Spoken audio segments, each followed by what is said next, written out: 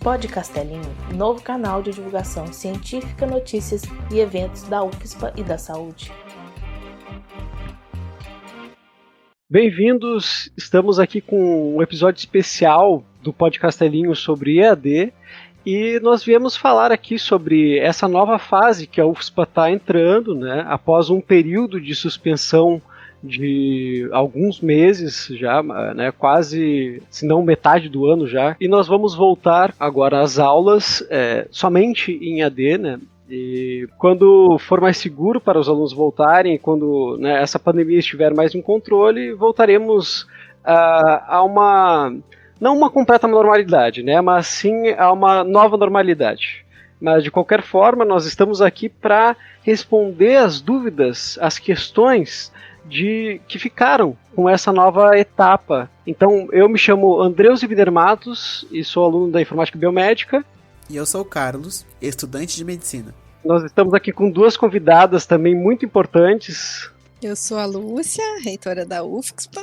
E eu sou a Débora, pró-reitora de Extensão, Cultura e Assuntos Estudantis da UFSPA. Muito obrigado pela presença de vocês e por vocês estarem disponibilizando um pouco do tempo de vocês justamente nessa época que está sendo tudo preparado para que as aulas, né, voltem, e toda a organização, né, várias coisas que têm que ser feitas para preparar essa fase nova que a gente está entrando. E vamos então para as perguntas. Vamos lá. Primeiro eu queria dizer que é um prazer a gente estar aqui com vocês, a gente é super fã do Pod Castelinho e que quando a gente pode resolver dúvidas, tentar aliviar um pouco, né, da ansiedade, sempre é um tempo bem empregado. Então sempre convidem a gente gosta muito de estar aqui.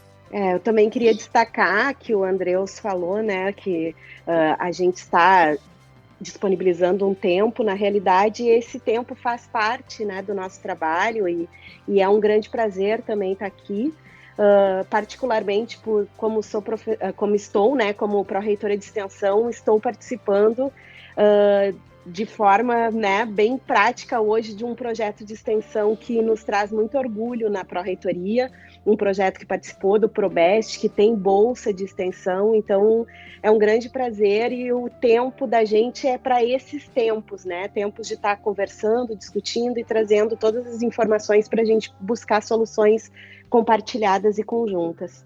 Que ótimo. Então vamos lá. A primeira pergunta que a gente tem é se as aulas elas vão ser oferecidas nos mesmos horários feitos na matrícula presencial ou os alunos vão poder escolher quando vão assistir os vídeos. Bom, é o seguinte, tá tendo agora um monte de atividades de formação docente, né, de formação para os professores. Muitos professores, claro, já tinham formação em EAD, bastante experiência em EAD, mas a ideia que está sendo feita agora nessa discussão sobre EAD emergencial é que se priorize sempre que possível as atividades assíncronas. O que quer dizer isso? Que as pessoas não precisam estar nos mesmos horários que estão na matrícula. De preferência não ter, e principalmente nosso pedido assim, para os professores é que nas primeiras semanas principalmente não tenha nenhuma atividade síncrona, ou tenha o mínimo de atividades síncronas, justamente porque vai estar todo mundo se adaptando, tem todas as questões, né, de lugar, equipamento, tudo isso, então a ideia é que não vão ser os mesmos horários. Certo. E as aulas práticas, elas serão integralmente recuperadas no futuro? A ideia, idealmente, é que sim, elas vão ser recuperadas provavelmente em 2021, né, ao longo de todo o curso.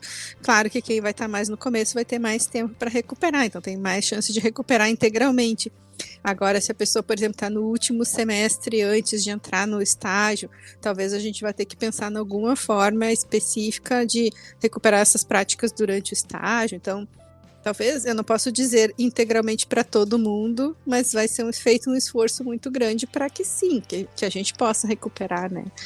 Também a gente não sabe quando essa pandemia vai ficar sob controle, se vai haver uma segunda onda ou não, então é difícil da gente prever totalmente tudo que vai acontecer, mas quanto mais cedo no curso a pessoa tá, mais diluído vai poder ser essa recuperação, né? Próxima pergunta, ela foi feita várias vezes, a gente observou várias vezes nas redes sociais, que é porque os alunos nos últimos 3 semestres podem se matricular, em outras disciplinas e os outros alunos não têm essa possibilidade? Porque isso é uma questão difícil, a gente discutiu muito porque a gente queria que fosse para todo mundo, mas foi impossível por causa do sistema mesmo, que está sendo todo manual. Como a matrícula já está vigente, já tinha acontecido, não é fácil de ir lá e alterar todo o sistema para recomeçar, teria que fazer tudo de novo, cancelar todas as matrículas e matricular tudo de novo, e isso a gente está com muito pouca gente, a gente está com muito déficit de técnicos, né, de pessoal para trabalhar mesmo. Então está sendo tudo feito manualmente pelo DERCA. A prioridade é dos alunos dos últimos 3 semestres, principalmente porque esse semestre já está vigente, né? Então a matrícula já está vigente. Aí para os próximos a gente vai ver se vai conseguir reavaliar para mudar isso. E também acontece de alguns casos especiais que as coordenações estão identificando que sejam importantes, por exemplo, na fisioterapia eu sei que teve um caso do 3º ano, que daí esses vai ser liberado fazer uma disciplina nova. Também vai acontecer na medicina, que vai ser necessário mudar algumas disciplinas. Então, daí, nesses casos especiais que a coordenação identifica que precisa, dá para fazer também. Não é assim, tipo, é proibido fazer. É só porque realmente está muito difícil de organizar tudo manualmente, né? Imagina, assim, fazer toda a matrícula de novo, no meio de um ajuste enorme de muitas outras coisas, né? E com bem pouca gente, por isso. Continuando com falando sobre essas dificuldades que alguns estudantes têm, né, principalmente essa questão de equipamento que foi acredito que foi bem discutida, né, entre os estudantes, tanto como os professores. Como é que vai ser daí se o estudante ele não tem o equipamento para estudar EAD? A universidade ela pretende dar algum suporte para eles? Nós estamos com um grande esforço coletivo, né, que é a campanha Juntos Podemos Mais, da UFSPA, que, dentre outras coisas, está buscando, né, a arrecadação, doação de equipamentos. Nós estamos com esse esforço de buscar os equipamentos, de revisar com a nossa equipe de NTI todos esses equipamentos e deixar eles possíveis para uso e, né, com isso, doar para os estudantes que não têm. Como eu disse, é um esforço coletivo, então tem uma série de necessidades que a gente precisa cumprir, né, buscar responder para que esse esforço dê certo. Uma delas é a resposta ao questionário do diagnóstico operacional para o desenvolvimento de atividades em EAD na UFSPA, que é um questionário criado pela Prograde, pelo COI, que é o comitê, né, especial, o comitê técnico de informações estratégicas COVID, que faz esse diagnóstico com a comunidade. Quais são os estudantes que não têm equipamentos possíveis para desenvolver suas atividades? Hoje, nós conseguimos com que os 100% dos estudantes que recebem auxílios estudantis na UFSPA respondessem ao diagnóstico. Então, nós já sabemos 100% desses estudantes quais precisam dos equipamentos. E eles serão os nossos estudantes prioritários. São os estudantes que nós vamos atender primeiro com a doação de equipamentos. E precisamos que os demais estudantes da UFSPA respondam o questionário. Nós temos em torno de 65% da comunidade estudantil da UFSPA que respondeu o questionário até agora. Já temos um mapeamento de algumas demandas, mas ainda faltam muitos estudantes.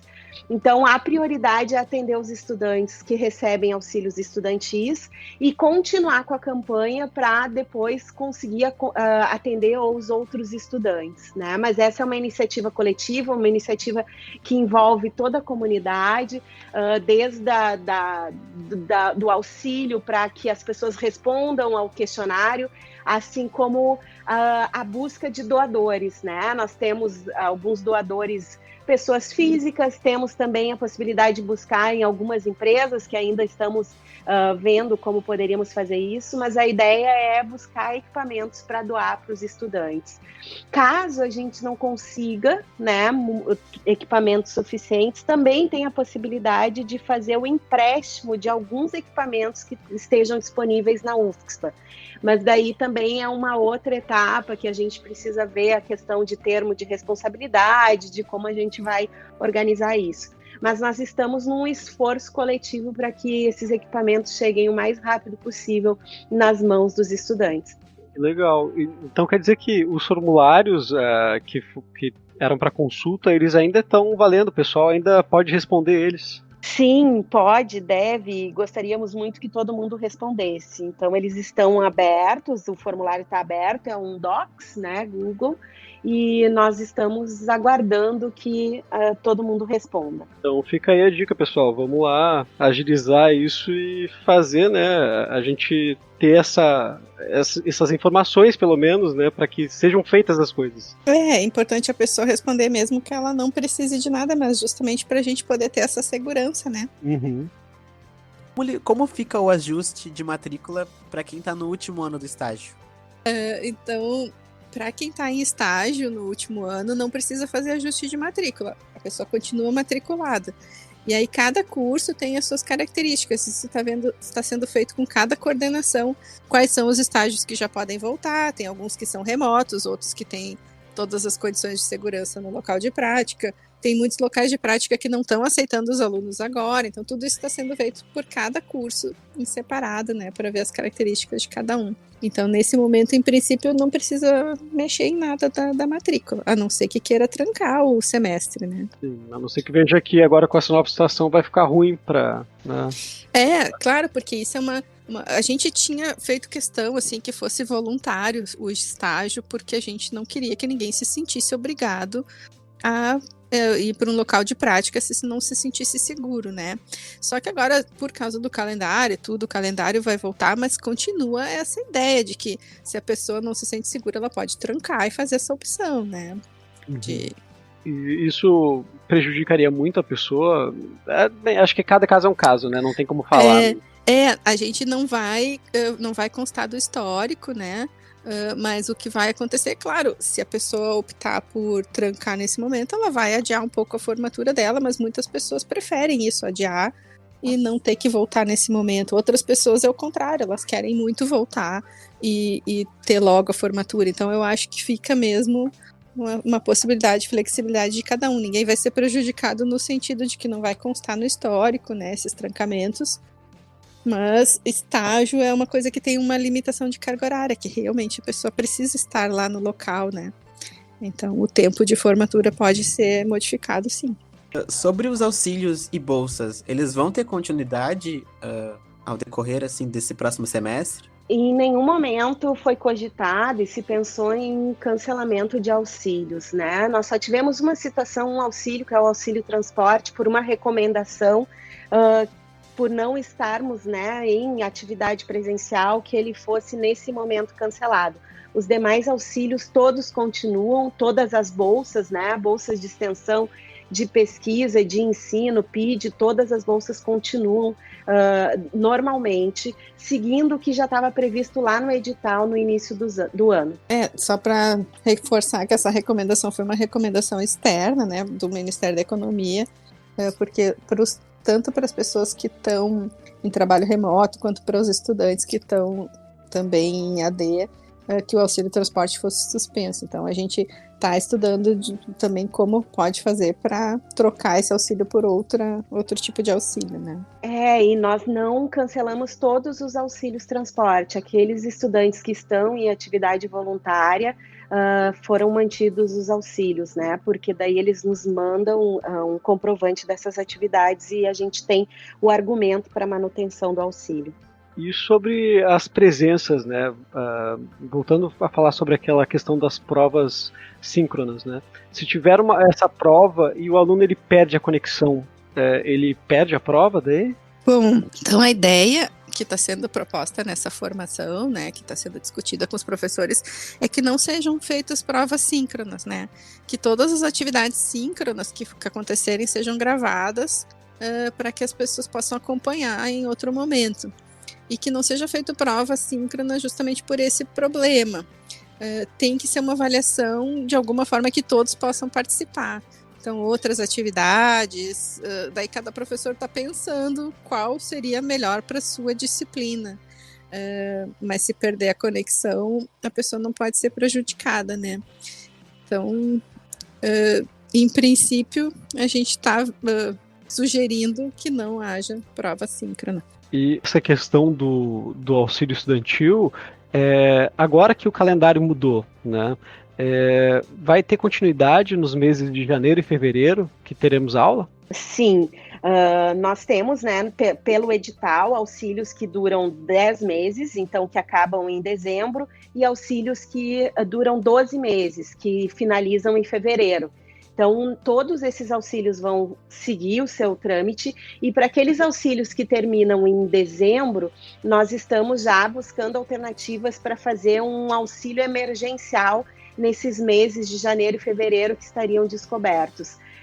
Em março já recomeçam os auxílios 2021, né? Que nós trabalhamos com uma rubrica específica no orçamento, que é a rubrica PNAES, que é o Programa Nacional de Assistência Estudantil, e ela é anual. Então, em março, nós já vamos iniciar os pagamentos de 2021. Então, a ideia é que a gente continue, tenha um tempo contínuo, né, entre um e outro. Provavelmente a nossa verba do PNAES não vai ser suficiente, como quase nunca é, a gente sempre complementa com o orçamento da universidade, né? Mas a gente já está reservando esse valor para fazer essa complementação. Só precisa agora ver a base legal bem direitinho para que tudo fique certo. Né? Ótimo. Para as disciplinas de língua inglesa, como vai acontecer esse processo? Como é que vai ficar isso?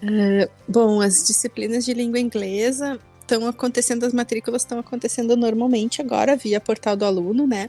Tinha havido um problema de sistema para registrar aqueles alunos que tinham sido dispensados, porque tem alguns sistemas que a gente não consegue acessar no trabalho remoto, só indo na UFSPA. Então, tinha muitos trabalhadores com fatores de risco que não podiam ir, mas agora já está resolvida essa questão e a matrícula está ocorrendo normalmente. Todas as disciplinas de inglês vão ser oferecidas 100% EAD emergencial. Sobre os TCCs, como ficarão os experimentos em que precisa de laboratório para realizar eles? Então, assim, tem uma série de requisitos para os laboratórios voltarem. Isso está sendo já feito pela Comissão de Biossegurança, todos os laboratórios estão sendo avaliados em relação à segurança da volta. E quando for possível voltar, quando a gente tiver em bandeira laranja ou amarela e tiver a liberação para voltar aos laboratórios, a gente vai fazer isso com todo cuidado e com prioridade para quem tem TCC para terminar. Nesse momento, eu acho que eu aconselharia todo mundo a conversar com seus orientadores para ver se é possível fazer alguma coisa diferente, né? Substituir experimento, fazer um outro tipo de trabalho que não precise do laboratório, porque essa é uma variável que não depende só de nós, depende muito do controle da epidemia. Então, nesse momento, os TCCs que não precisam de laboratório podem ser feitos e defendidos normalmente, e os que precisam vão ter que esperar um pouco. Por isso que é bom, talvez, adiantar tudo que for possível, né, em relação à base teórica, todas as outras coisas, e deixar mesmo só o experimento para o fim. De qualquer forma, a pessoa não vai perder de qualquer jeito, né, aquelas que estão próximas de jubilar não tem como ser jubiladas agora por causa desse período de exceção, né? Não, a gente já encaminhou até, inclusive, para o Consum um pedido de alteração dessa norma de jubilamento para esse período emergencial. Então, não vai ter jubilamento por esse motivo. E aí, é claro, né? Quando for possível voltar com o laboratório, a prioridade vai ser dada para isso, para os alunos que estão nos últimos anos. Então, não vai ser antes de voltarem às aulas práticas, mas mesmo assim ainda é uma coisa que está imprevisível nesse momento da gente falar quando vai ser. O esquema assim, de volta para os laboratórios, todos os protocolos de segurança já estão prontos, já está tudo organizado, mas agora nesse momento a gente não tem liberação ainda. Como ficaria o acesso à internet para os estudantes caso ele não tenha um equipamento bom o suficiente, né? Não tenha só 3G e não consiga acessar muito bem a internet na casa dele?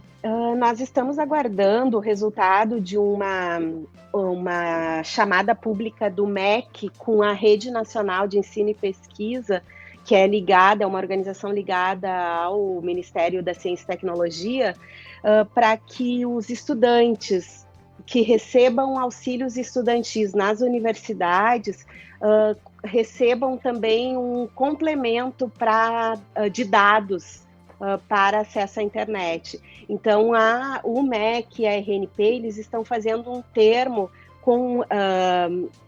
empresas de telefonia para que os estudantes tenham acesso a um complemento de dados para a internet. E todos os estudantes que recebem assistência estudantil vão poder se habilitar para receber esse auxílio que está sendo fechado pelo Ministério. Ah, que legal. Então, acho que é bem interessante que é uma iniciativa nacional.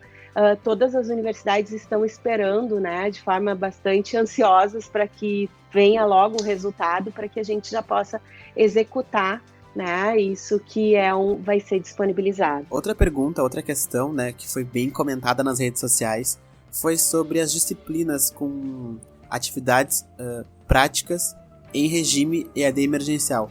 Como que isso vai funcionar? Como isso está sendo organizado? Sim, muito boa pergunta. Acho que isso gerou um pouco de confusão e também de preocupação nas pessoas, né? O que significa que a gente vai voltar em EAD emergencial? Que a gente vai voltar 100% em EAD agora, a gente só vai poder fazer o que é possível fazer em EAD. As aulas práticas, obviamente, não vão poder ser feitas agora, só vão ser feitas quando a gente puder voltar. E isso talvez seja em janeiro, fevereiro, talvez seja antes, quem sabe, né? A gente não sabe. Mas quando tem uma disciplina que, por exemplo, anatomia, tá? Vocês têm ali na matrícula, a anatomia vai ser 100% EAD nesse momento. Todas as aulas práticas vão ficar para depois. Até porque a anatomia é uma das disciplinas mais difíceis da volta, porque é muito difícil não ter aglomeração no laboratório, né? Então, não quer dizer, por exemplo, se tem uma disciplina que ela é muito prática e ela tá na matrícula de agora, não quer dizer que ela vai ser feita 100% em EAD. Quer dizer que tudo que puder ser feito em EAD vai ser adiantado e o resto vai ficar pendente. Ou para o final, para o semestre, né, final do ano ou para o ano que vem, mas elas vão ser recuperadas aos pouquinhos. Então, não quer dizer que vai ser uma disciplina 100% EAD. Claro que tem alguns professores que estão pensando em algumas coisas de substituir algumas atividades, por exemplo, filmar um experimento, fazer atividades práticas fora do laboratório, outras coisas assim, mas isso são casos muito particulares. Só ia destacar também que existem algumas situações com simuladores, né? E nós temos a possibilidade de ter alguns ensinos por simuladores. É, claro que eles não vão substituir totalmente as aulas práticas, mas alguma coisa pode ser feita sim, até para um complemento do aprendizado. Mas fica todo mundo tranquilo que não vai existir nunca curso de saúde 100% EAD. A gente é totalmente contra a formação em EAD para a saúde, né? A gente acha que tem que ser uma formação prática. A gente só está vivendo um momento que é totalmente único na nossa história e a gente vai ter que se adaptar com o que for possível para agora.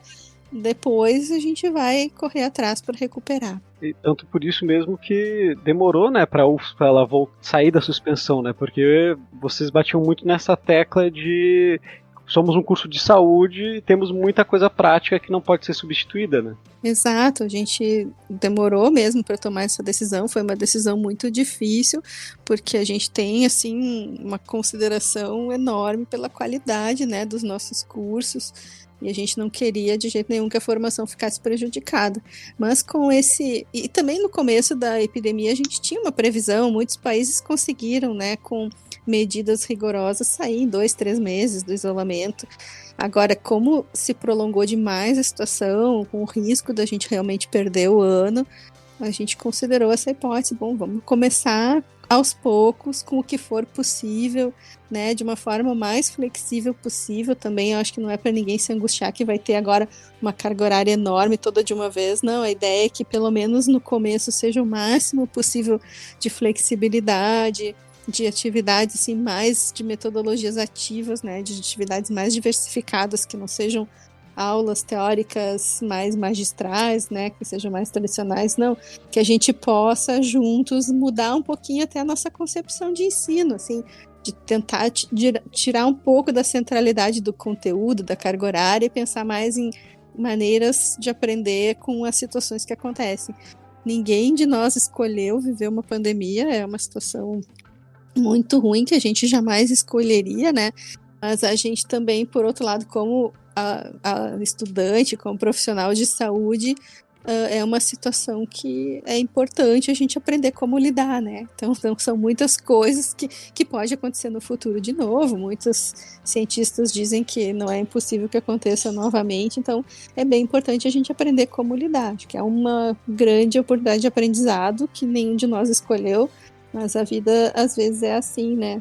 Joga pra gente umas coisas que a gente não escolheu e a gente precisa aprender a lidar. Sim, é uma das grandes vantagens até do ser humano, né? O poder dele de poder se adaptar às diversidades que acontecem, né, no ambiente. E que às vezes são até causadas por ele mesmo, né? Sinceramente. Mas, de qualquer forma, é uma coisa que inevitavelmente a gente tem que fazer isso, né? Ou a gente se adapta de certa forma para tentar daí, como eu falei antes, né, aquela nova normalidade que vai acontecer para tentar continuar com a vida, né, ou então a gente acaba estagnando, infelizmente. Isso aí.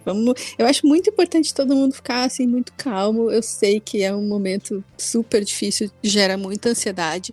Vamos tentar nos comunicar o melhor possível e tentar assim ser o mais flexíveis possível, né? No sentido de a gente vai fazer o que der com os recursos que a gente tem, não vai ser perfeito. Todo mundo está sendo prejudicado por esse vírus, né? Importante a gente ficar juntos e saber que a gente está enfrentando isso juntos. Eu gostaria de complementar não, mas reforçar essa questão da comunicação, né? Eu acho que é bem importante, qualquer dúvida, qualquer ansiedade, antes de chegar a uma conclusão, tenta conversar, né? Tenta trazer essa dúvida para mais pessoas, que tenta nos procurar, para que a gente consiga dialogar juntos, né? Porque senão a gente aumenta ansiedades às vezes, porque antecipa uma resposta sem a resposta chegar efetivamente. Então, acho que a comunicação e estar aqui, né, é um processo de comunicação e um espaço muito privilegiado de comunicar. É muito importante nesse momento. Ela é um cuidado, né? Um cuidado com o outro e o cuidado com a gente mesmo no momento que a gente assume que nós vamos nos comunicar e que nós vamos buscar entender e dialogar e tirar dúvidas em coletividade, né? Sem adiantar respostas, sem saber efetivamente a resposta. Bonito isso, agora fiquei orgulhoso de estar fazendo meu trabalho aqui. Sim, fundamental. Nós, de novo, queremos agradecer vocês pela presença aqui. Eu sei que vocês falaram que vocês estão fazendo o trabalho de vocês aqui, mas né, não é uma coisa que é obrigatória vocês estarem fazendo, é uma coisa que vocês escolheram participar desse episódio, então eu acho muito legal essa iniciativa da administração de tentar ter, né, mais esse contato, assim como falou, que a comunicação é essencial para a gente ter, né, um bom ambiente em qualquer lugar, né, não só na universidade, mas em qualquer lugar a gente tem que ter comunicação para as pessoas se entenderem, né, afinal de contas. E quero agradecer muito isso, a presença de vocês, e espero que nós conseguimos ver vocês aqui mais vezes, né? Isso, nos Estamos abertos aos aos convites. Isso aí. Este episódio foi gravado respeitando todas as regras de isolamento social.